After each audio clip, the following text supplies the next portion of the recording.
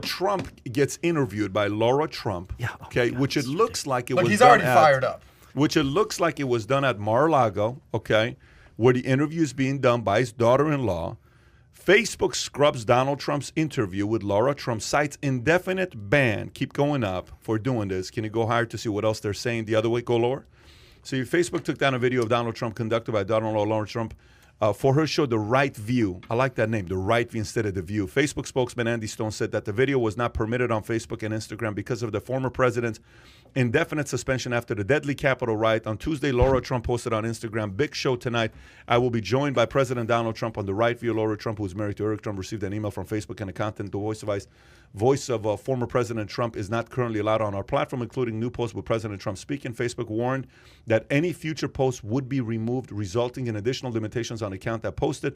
Lara Trump then posted the video interview on the social network Rumble. Facebook suspended Donald Trump. So what are your thoughts about this? I think the censorship in the media, especially social media, but all the media, is absolutely anti-First Amendment. It is not America, and it is incredibly dangerous. I mean, nothing they said in that interview is dangerous. I just can't believe we're living in this is our country we're living in right now. And what's amazing is the left they were the ones back in the 60s and all the free speech and for right to assemble, and they were doing all this, peaceful protests and all this other stuff. They were the ones driving, the putting free speech out there as a out in the forefront, and they were the ones. They were the free speech party, if you will. Not that the Republicans or the right was against free speech, but I mean, it is gone today. It is unbelievable. I mean, you can't say anything. If you say the wrong thing, you run the risk of being canceled, and it's crazy. I mean, here's a man that a lot of people want to hear what he has to say. Nothing he said in that interview is dangerous, but because some arbiter of truth, Facebook, Twitter, whatever, decides that whatever he's saying doesn't fit their left-wing narrative, they're going to literally silence somebody. It's insane. Absolutely insane. Can't believe this is going on in America. It's crazy. Like, you remember the first big name that got banned on social media was who? Alex Jones. It happened within a 24-hour window where he was shut down on Facebook, Twitter, Instagram, YouTube. They took down InfoWars. They took down all these other things, and then they took down PayPal. They shut him down, right? But when he gets interviewed, they allow his interviews to stay on. So when Alex Jones goes on Rogan, or he did an interview with us on 9/11 like 6 years ago or 4 years ago, he stayed on. It was literally a week after he got banned, we interviewed him. His interview stayed on. They haven't taken it down yet. Why are you taking down an interview of President Trump? Even Bernie Sanders came out. Did you hear what Bernie Sanders said last week about Trump? Yeah, he thinks it's dangerous because you never know who it's going to be next. He says, look, I don't like anything about Trump. What he does, he's a xenophobe, he's this, he's a womanizer, right. He said all this stuff. So don't get me wrong. All of that stuff, I still believe in the guy. But I don't support at all to silence the former president. He says, I don't think that's good for our society. Even a socialist, Bernie Sanders, defended Trump, and Facebook takes this position. What are your thoughts? So I'm going to shock you guys, and I'm going to shock our audience. Here we go. And I'm actually going to come out and tell you that I agree with our friend Byron. I think it's a very dangerous position where these big tech companies, Facebook, Instagram, Twitter, all this, can just say, no, you're gone. You're canceled. And obviously they've been looking for any excuse to get rid of Trump for years, even though obviously the media networks' ratings have been sky high over the last 5 years covering Trump and all the nonsense that comes along with the Trump reality presidency. Oh, they're going to miss him in their pocketbook, I can tell you that. But, clearly I'm not a fan of Trump, but do I think that the freaking ex-president of the United States should just be permanently banned from being interviewed? No, I think that's a very slippery slope. Obviously, we're talking about the First Amendment here. And I agree with Bernie Sanders, and I agree with Byron here, and I agree with what the First Amendment stands for. And I think, and this will go back to a bigger story. All right, cool, this article got taken down. What are the chances that Trump can either run or win again in 2024? And if this is the narrative, that if any time he comes out and speaks, it gets taken down, put a fork in him right now. Because if you can't get your views out there and your perspectives out there on Twitter, on Facebook, on YouTube, on social media, you got no chance, bro. Well, you got this story. Last point, it all comes down to the insurrection, or whatever you want to call it, the surge at the Capitol. That was the day that they said, dude, this guy's done. and he's been banned ever since. Well, So they were just looking for an excuse. they were looking for an excuse. That's my point. But he believed me. He gave him one because that was a disgusting situation that happened. It was a horrible situation, but it's not what the media made it out to be. It was not 9/11. Let's give me a break. Yeah, I mean, obviously there were no planes flying into buildings, Byron. That's a stretch there, but Armed insurrection. that's true. Though. As far as I know, nobody was found with a gun in the Capitol. Nobody. The bigger story here is, and we've talked about who are the most powerful people in our country: the president, media companies, social media, universities,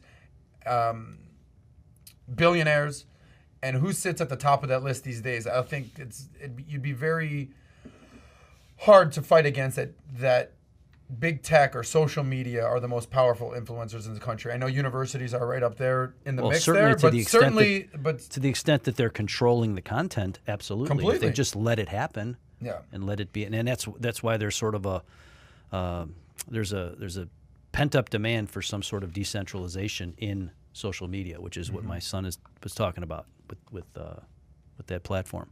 Shout Pretty out to interesting. Jake if you're watching. Buddy. Jake, if you're listening and watching your So pops, I we're just agreed bragging about you. Who's your biggest fan? Just to all our listeners out there, our fans out there, valuetainers, I just agreed that Trump should be able to be seen on social media. I think for me, I'm more thinking about who is behind it? Is Zuck saying taken down? Is Zuck afraid because he's in Silicon Valley and Pelosi is going to destroy his business and regulations, so they have to take it down? Is Zuck trying to be loyal to who? Who's he being loyal to? Who is he afraid of? Is Biden telling him take it down? Are they choosing to take it down themselves? Is his board telling him to take it down? Someone's telling him to take it down, because I don't think it's Zuck. I don't really think Zuck is about taking it down. I don't believe that. I think someone behind closed doors is challenging them to take it down. And here's what it does. Okay, so think about it from this standpoint. Okay, does constantly silencing Trump make him stronger? Or does constantly silencing Trump make him more irrelevant? What does it do? I think there's a little bit of both, but I think it probably weighs in favor of the latter. I think it makes him more irrelevant because nobody hears it. More irrelevant. I mean, when you saw that Biden story that didn't get that was basically quashed right before the election with the scandal with his son. New York Post, yeah. I mean, the vast majority of Americans never saw the story. It was a huge story, huge scandal. I mean, anybody else, this would have been all over the news. And they literally not only shut the story down, they shut down the New York Post. They shut down their entire Twitter account. Are you kidding me? Really? I mean, this is a legitimate. Where's that story now, though? I haven't heard anything about Hunter Biden in months. Again, they could still. Fox could still be talking about it, but why are they not talking about Not how it? things work. The left. What do you mean? The left is in social media. They talked about Benghazi for. The guy just 10 came out with a years. book talking about his crack experience. He's talking about his experience with crack.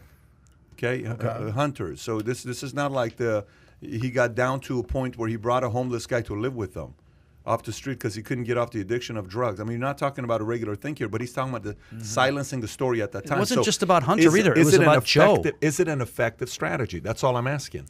Is it an effective strategy to silence Trump? It worked. Okay. I mean, surveys have been taken. A vast majority of Biden voters didn't even know about it, and if they had, they might not have voted for it. So 0 to 10, give me a percentage. What percentage chance Trump runs in 2024? 60%. You're saying 60% he runs? Yes. What do you say he runs? 2024. I'm going to do the Price is Right approach and say 61%. Oh, you're going to say he's going to run no matter Yeah, what? I think he's going to run just Kai, because what do you he's think? that eager. You think he's going to run? I think he'll flirt with the idea. I just don't know if he'll officially run. Give us a number. I'd say I'm going to do like a 50. Okay. What do you think? What about you? I don't know. I'm none of us below, know. I'm below 50. I'm below 50. I'm not as optimistic as you guys are. I'm not as optimistic as you guys are, because the only thing that would change my optimism is if he has a place where people can go every day, every hour to hear what he has to say. Well, if he comes out with a social media, the rumor is that he will. I mean, shortly. buddy, let me put it to you this way. Last night, we had to, the amount of traffic that was going on our website, we got contacted by AWS, and they had to help us increase the server to be able to maintain what we were going through the last 24 hours. So, okay, so AWS, you develop a social media website that's massive. Your name is Donald Trump. You're going to need AWS. AWS says no to you. Where are you going to go? Anywhere else you go, they say, oh, if you do business with Trump, you can't do business with us. How the hell did Rumble go down? So if Rumble cannot stay up, and not Rumble, Parler cannot stay up, What are they going to do with this guy? Like, what is the difference? So he creates a social media. You need a hosting service. You Right. need those guys. So he's got the resources to set up his own hosting if he wants to.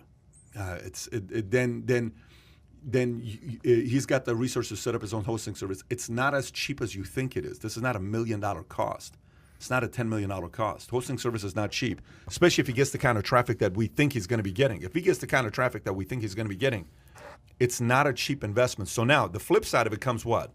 If the Republican Party unites behind him to help fund him, different story. Does he have that kind of backing? I don't know if he does.